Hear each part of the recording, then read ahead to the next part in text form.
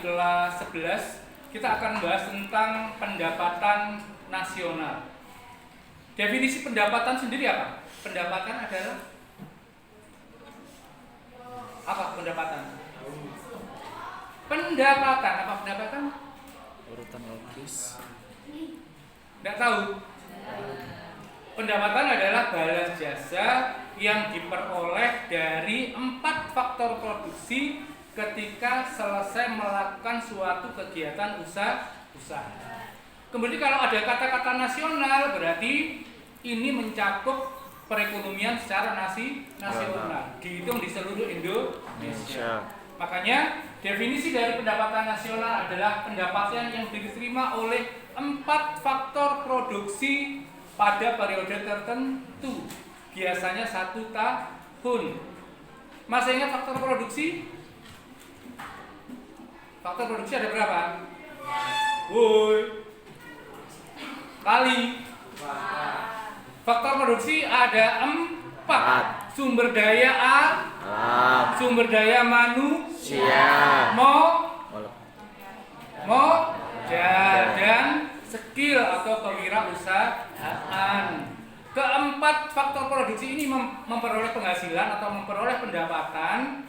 Yang pertama 4 faktor produksi adalah sumber daya alam. Sumber daya alam kalau di ilmu ekonomi itu dipersempit menjadi tanah. Tanah kalau kita berikan kepada orang lain dalam jangka waktu tertentu, kita mendapatkan imbalan berupa apa? Berupa uang sewa.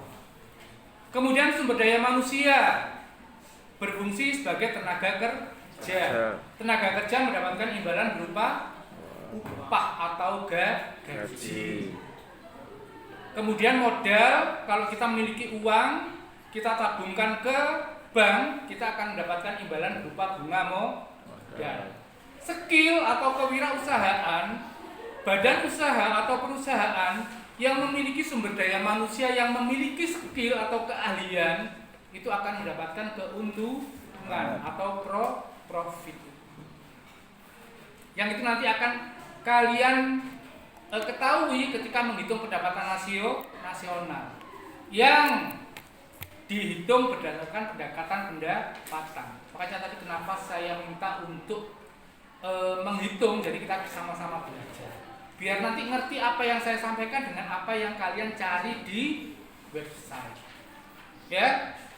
Kemudian manfaat pelajari pendapatan nasional yang pertama, kita akan mengetahui struktur perekonomian suatu negara. Apakah itu negara itu berbentuk agraris, pertanian, industri, atau negara yang mengacu kepada negara agraris menuju ke industri, atau industri ke perniagaan.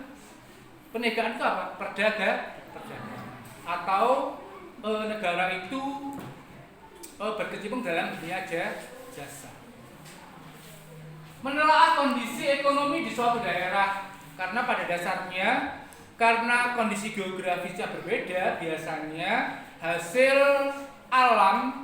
sumber daya alam itu juga berbeda, yang mengacu akan menimbulkan perbedaan terhadap perekonomian di suatu negara atau di suatu daerah.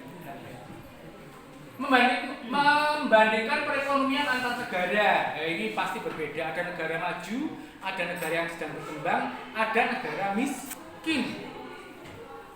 Itu diketahui dengan kita mempelajari pendapatan nasional.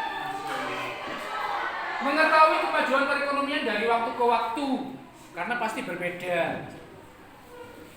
Perekonomian Indonesia pada tahun 2026 dengan 10 tahun yang akan datang pasti akan berbeda. Kemajuan perekonomian itu bisa dilihat dari kita mempelajari pendapatan nasional.